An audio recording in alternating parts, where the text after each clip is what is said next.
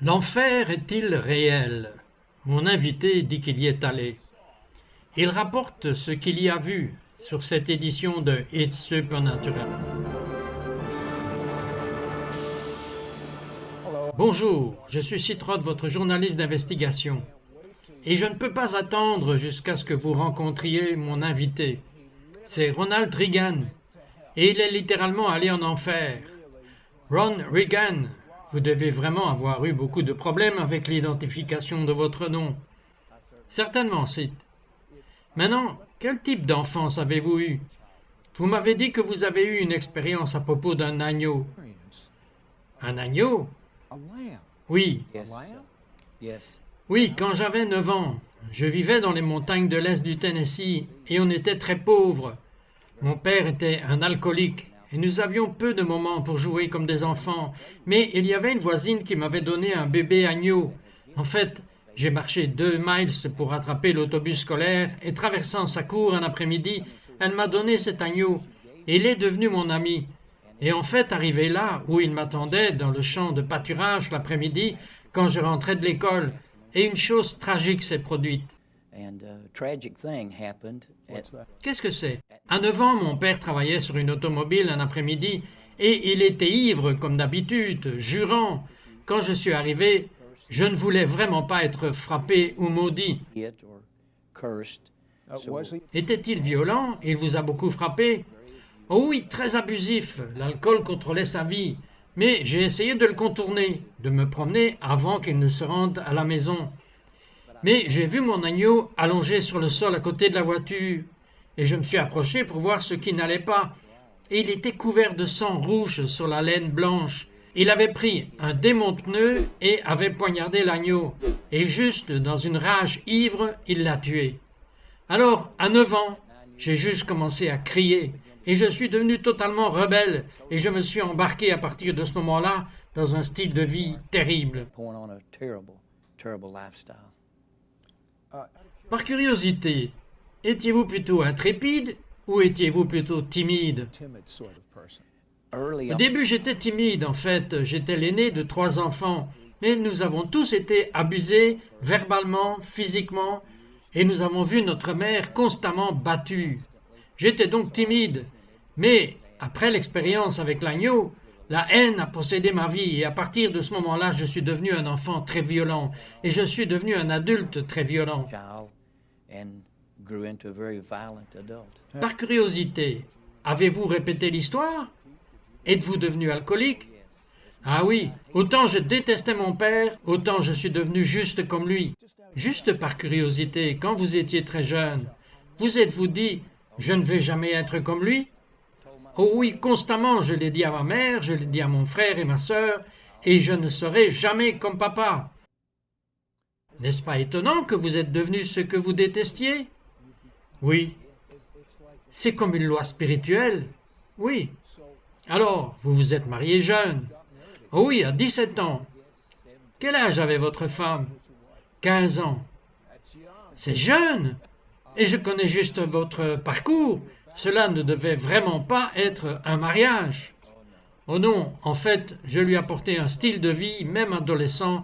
J'étais déjà à l'école un décrocheur. J'avais fait du temps dans une école de correction et j'étais un délinquant juvénile habituel. La police m'avait appelé. En fait, votre avenir était nul, d'après ce que j'entends en ce moment. Il y a eu une fois où vous vous êtes vraiment mis en colère dans un magasin. Parlez-moi à propos de cela. Oui, en fait, j'avais 25 ans à l'époque et mon fils avait 5 ans. Il était avec moi et j'avais une telle colère. Par curiosité, avez-vous brutalisé votre fils verbalement ou physiquement comme vous l'avez été? Probablement verbalement. Et en fait, j'étais tellement alcoolique que c'était la raison pour laquelle mon fils était avec moi. Ma femme le voulait avec moi pour ne pas que je fasse une autre frénésie et aller en prison. Alors, que s'est-il passé dans cette boutique? Je suis entré dans le magasin et un gentleman en sortait. Il a poussé la porte et j'ai poussé dessus aussi. C'est tout ce qu'il me fallait. Je l'ai juste frappé et je lui ai cassé la tête. Est-ce que vous avez juste aimé avoir cette rage incontrôlable? une rage incontrôlable contre quiconque s'opposait à moi ou qui représentait l'autorité. Je veux dire, il voulait juste entrer ou sortir par la porte, et vous lui avez cassé la tête, avez-vous dit? Oui, je lui ai cassé la tête. Je l'ai frappé en plein milieu du magasin. Et c'était au début des années 70, et les Coca et les Pepsi étaient encore en verre, et il est tombé dans une caisse de gros Coca, et elle a éclaté, et il s'est levé avec une grosse bouteille cassée, et a commencé à me poignarder et me couper sévèrement.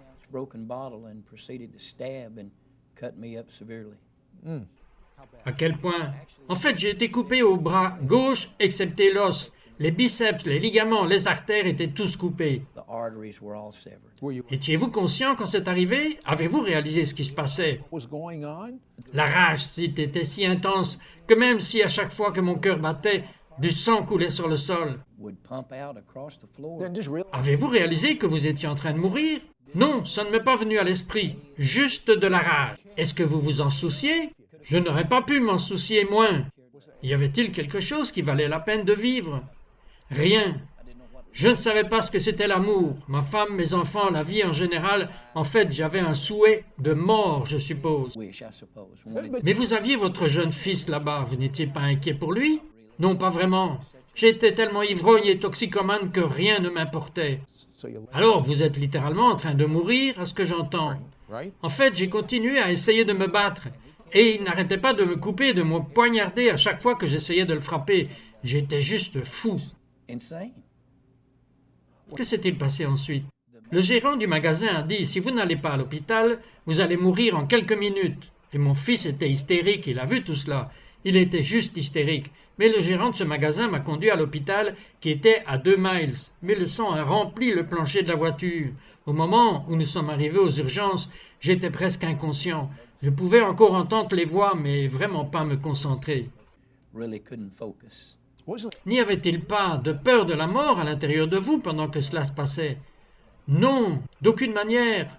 Ma vie avait été remplie de douleurs et d'abus, et jusqu'à présent j'avais roulé avec un gang de motards hors la loi. J'avais été dans des écoles de correction et en prison, et j'avais été coupé de nombreuses fois. En fait, je me suis défoncé de douleur, je pense. Ma vie n'était qu'un paquet de désastres.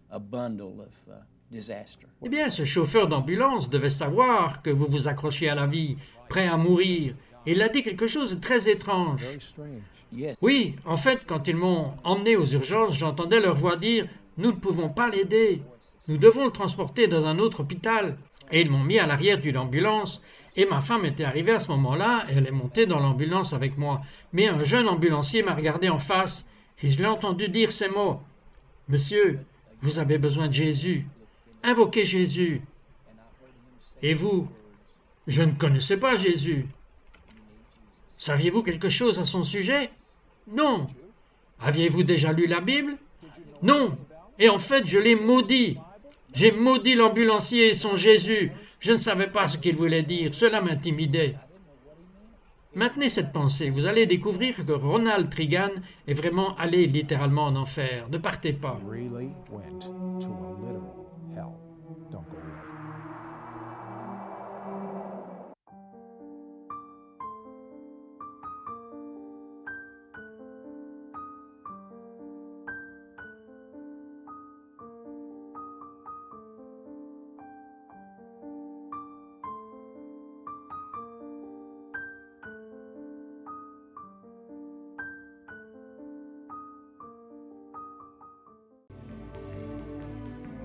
Bonjour, c'est Trott, votre journaliste d'investigation, ici avec Ronald Reagan, qui a été tailladé lors d'une bagarre dans un magasin. De ses bras jaillissait du sang, il était mourant. Et puis l'ambulancier, il était sur son chemin de l'hôpital, a reconnu qu'il était en train de mourir. Et il lui a dit « Connaissez-vous Jésus? Savez-vous ce qu'il a fait ?» Il a commencé à maudire cet homme, le maudissant littéralement. Il ne savait rien de Jésus. Il n'avait jamais lu la Bible, et la dernière chose qu'il voulait faire était d'entendre parler d'elle. Et puis de la fumée, littéralement de la fumée, Ron, racontez-moi. Oui, je pensais que l'ambulance avait explosé, et la fumée la remplissait. La première impression a été que j'ai senti quelque chose de brûlant, terrible, comme de la chair brûlante. Et j'ai bougé. Je me suis senti bouger à travers cette fumée, et voyagé, et je me suis déplacé juste à une vitesse formidable. Et sortant de cette fumée, j'ai regardé vers le bas dans ce qui semblait être une ouverture volcanique, un lac de feu brûlant. Et puis je suis descendu dans cet endroit. Alors, vous aviez littéralement quitté votre corps. Est-ce ce que vous dites? Oui, oui, votre homme spirituel a quitté votre corps et a commencé à tomber. Oui, ce n'était pas une bonne chose. Je ne savais pas ce qui se passait. J'avais insulté l'ambulancier. J'avais maudit son Jésus. Et puis, bang, cette fumée, l'odeur, et je bouge. Mais je regardais ces flammes, Sid. Il y avait une multitude de gens dans cet endroit. Ils brûlaient, ils criaient, ils pleuraient, mais ils ne brûlaient pas. Ils étaient juste dans un lac de feu et ils ne brûlaient pas. Aviez-vous déjà lu quelque chose sur l'enfer, un descriptif? Non. Vous n'aviez jamais lu la Bible? Non, non, je ne savais rien. En fait, rien dans ma vie ne m'avait effrayé depuis l'âge de 9 ans. Mais cela a attiré mon attention. Je n'ai pas compris tout de suite. Et j'ai pu voir les gens brûler, et je suis descendu dans ce lieu. Mais ce n'était pas le pire. J'ai commencé à voir certains des visages de près, et je les ai reconnus. J'en connaissais certains. Ces gens souffraient littéralement. Oh oui, terrible, une terrible agonie. Mais la douleur physique ne semblait pas être aussi importante que la douleur émotionnelle du désespoir et l'impuissance et la solitude. Mais quand j'ai regardé les visages de certains que je connaissais, certains étaient morts dans des tentatives de vol, abattus en cambriolant des magasins d'alcool, d'autres étaient morts d'overdose, d'autres étaient morts ivres dans des accidents de voiture, et je les ai reconnus.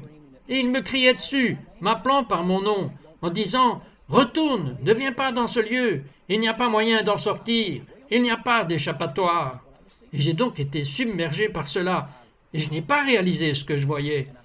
Alors j'ai regardé cela, et je pouvais sentir la douleur et l'angoisse, et sentir l'odeur et le tourment. Et je me demandais, je pensais que j'avais traversé la pire chose de ma vie, mais c'était quelque chose au-delà de tout ce que j'avais jamais imaginé, et je ne pouvais tout simplement pas le comprendre. J'étais complètement dans la confusion à ce moment-là pour expliquer ce que je voyais. Redites-moi ce que vos amis vous ont dit. Ils ont dit, ne viens pas dans cet endroit, il n'y a pas d'issue, il n'y a pas de moyen d'en sortir. Retourne, ne viens pas ici. Si tu viens ici, tu ne pourras jamais partir. Alors, que s'est-il passé ensuite? Juste comme une secousse. Et j'ai regardé, et je regardais le visage de ma femme à l'hôpital. Elle m'a regardé, elle a dit, « Tu as été en chirurgie toute la nuit. Il y a des centaines de points de suture dans ton corps. Ils n'ont pas eu à amputer le bras, tu vas vivre. » Mais je n'étais pas intéressé par ma femme ou la chambre d'hôpital où j'étais. Tout ce à quoi je pensais, c'était où je venais d'être.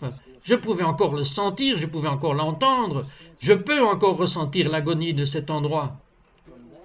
Aviez-vous peur de cela? Oui, oui, mais vous n'aviez jamais eu peur de rien. Ni de la vie, ni de la mort. Rien, rien, rien, oui. Vous êtes un macho. Tirer, couper, battre. Les gens ont essayé de me faire pleurer, Sid. Ils ont essayé de me battre. Ils m'ont attaché dans les établissements pénitentiaires, enfant, et ont essayé de me faire pleurer. Mais ils ne pouvaient pas, parce que mon cœur était si endurci. Et cela m'a littéralement bouleversé dans une frénésie. Mais je ne voulais pas que la lumière s'éteigne après cela. Après être sorti de l'hôpital, je ne voulais plus être dans le noir. C'était très réel pour vous. Oh oui, oui, j'étais une épave nerveuse. Immédiatement, j'ai essayé de me saouler. J'ai essayé de me défoncer pour essayer de bloquer cela. Mais cela ne marchait pas. Je ne pouvais pas me saouler, je ne pouvais pas me défoncer. Tout ce que je voyais, c'était... Qu'est-ce que vous voulez dire par « pas » ? Avez-vous réellement bu de l'alcool ou vous ne pouviez pas? Oui, oui, de l'alcool de grain pur à 190 degrés et des poignées de RJS bendrésine. Comment cela se fait-il? Je ne sais pas. C'était surnaturel. C'était une chose surnaturelle. Alors, comment vous êtes-vous retrouvé à errer dans une église? C'est la dernière chose que vous vouliez, je veux dire. Vous maudissiez Jésus la dernière fois que je vous ai entendu.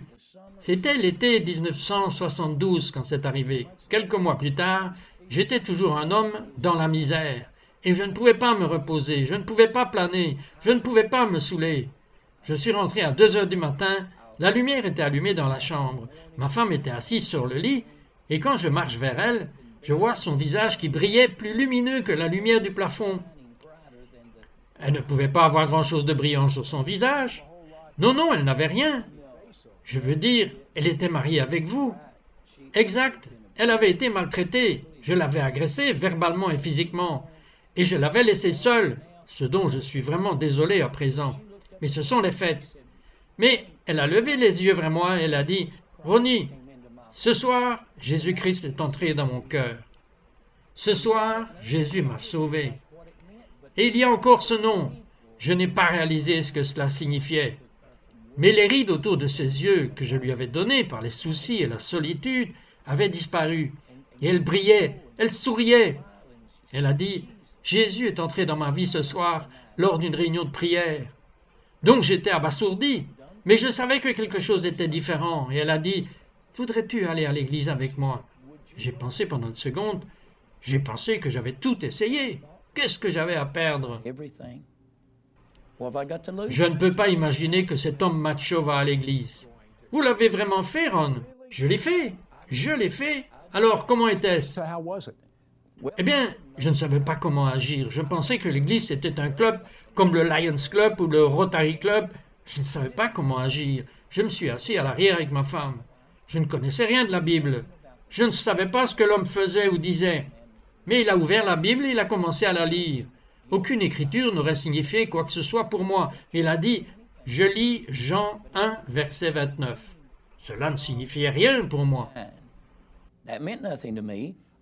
Je vais vous dire ce que signifie quelque chose. Nous devons faire une pause maintenant. Quand nous reviendrons, certains d'entre vous n'ont peut-être jamais pleuré avant, mais vous allez commencer à pleurer de joie. Nous revenons tout de suite après ce...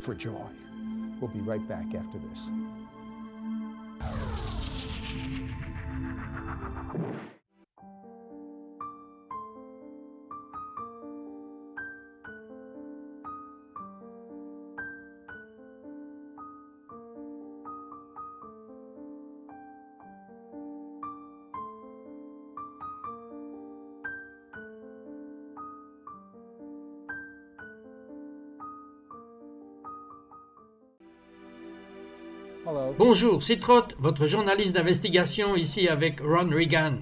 Ron était un alcoolique qui abusait de sa femme, abusait de ses enfants, juste un gâchis pour la société. Et il a vécu une expérience. Il n'était jamais allé à l'église, il n'avait jamais lu la Bible, il ne savait rien de Dieu. Jésus-Christ, il le maudissait, mais il ne savait même pas pourquoi. Mais il a eu une expérience où il est littéralement allé en enfer et cela a changé sa vie. Sa femme a eu une expérience avec Dieu. Elle lui a demandé d'aller à l'église, et il y est allé. Cela ne signifiait rien pour lui. Il ne savait pas comment agir. Il n'avait jamais été dans une église auparavant. Mais le pasteur a lu une écriture qui l'a frappé comme un éclair. Qu'a-t-il dit? Il a dit « Je lis Jean 1, verset 29 ». Et cela ne signifiait rien pour moi, Sid. Mais quand il a commencé à le lire, il a dit « Voici l'agneau de Dieu qui ôte le péché du monde ».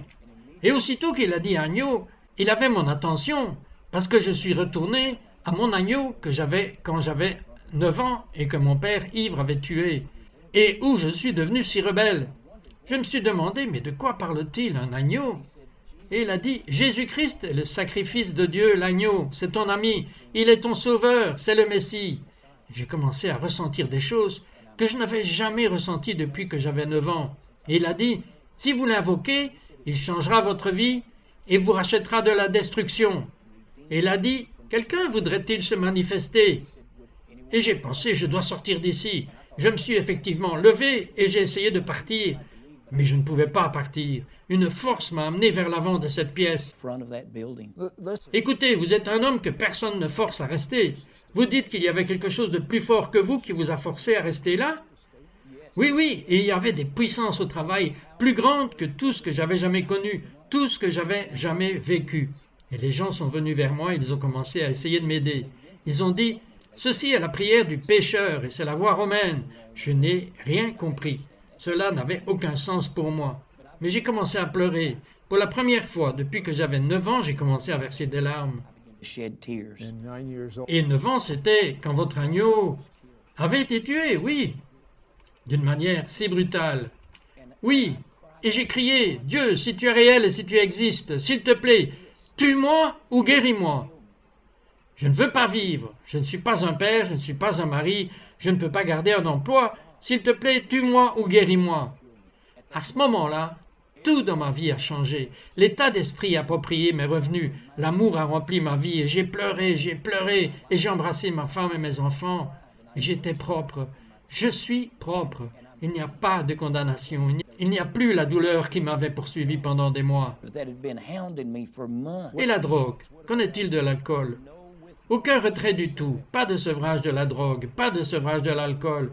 J'ai été complètement délivré. Maintenant, aviez-vous obtenu votre diplôme d'études secondaires? Bien sûr que non. Vous étiez un décrocheur du secondaire. En fait, je ne suis même pas allé au lycée. Combien de diplômes avez-vous maintenant? Maintenant, j'ai un baccalauréat en éducation et une maîtrise en théologie. 2 diplômes universitaires avancés. Et votre mariage? 35 ans ce dimanche. La même femme, 3 enfants, 4 petits-enfants. Je suis juste heureux dans mon cœur. Vous l'avez presque raté.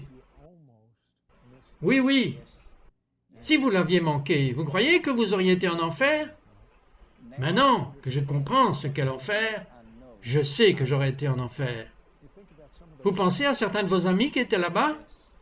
Oui, et mon cœur est attristé de penser à eux. Mais je sais ce que j'ai vu, et je connais la miséricorde de Dieu, et cela m'a donné une opportunité, et je suis reconnaissant. Je suis reconnaissant d'être ici avec vous aujourd'hui. Vous avez trouvé une telle puissance dans le nom de Jésus que vous avez récemment prié pour les gens. Dites-moi ce qui s'est passé. Oui, il y a 3 mois, à Peakville, Tennessee, une famille amène un enfant de 6 mois, Colin Presley, paralysie cérébrale complète. Je ne peux pas tenir sa tête sur son corps, elle tombe. Après la prière et l'onction d'huile, l'enfant est totalement, instantanément guéri de la paralysie du cerveau. Instantanément, sous vos yeux, instantanément. Avez-vous vu cela se produire? Oui, oui. Qu'est-ce que cela fait de voir un petit enfant qui est estropié devenir solide? Une joie indescriptible et pleine de gloire. Je ne peux pas l'expliquer. À Dieu soit la gloire. Parlez-moi de quelqu'un d'autre qui a été guéri. Il y a 2 mois, à Lexington, Tennessee, un adolescent avec 17 verrues plantaires aux pieds. Il ne peut pas marcher, il ne peut pas aller à l'école. Et il vient devant, nous prions pour lui, et chacune des verrues sont parties. Il devait être opéré le lendemain, mais Dieu les a enlevées instantanément et elles sont parties.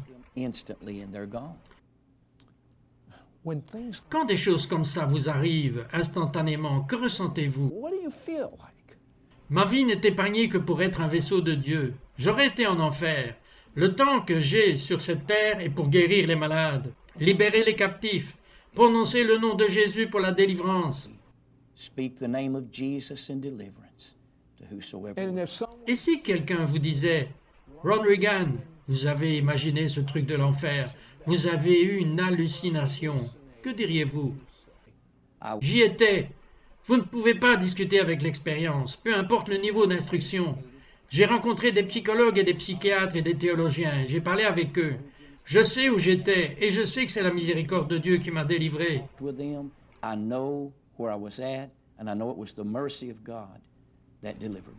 Et c'est la miséricorde de Dieu, c'est littéralement la miséricorde de Dieu qui nous regarde en ce moment, parce que l'enfer est réel, le paradis est réel, Dieu est réel, Jésus est réel. Mais vous vous contentez d'une religion bon marché. Vous vous contentez du rituel et de la tradition. Dieu est plus grand que votre rituel. Dieu est plus grand que votre tradition. Dieu est plus grand que votre religion. Vous pouvez le connaître, mais vos péchés vont vous séparer de votre Dieu.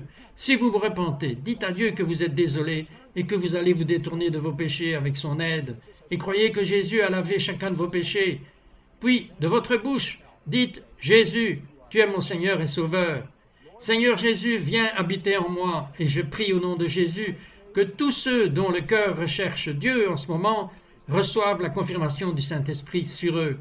En ce moment, soyez remplis de l'Esprit du Dieu vivant, au nom de Jésus. Soyez libres. Soyez libres.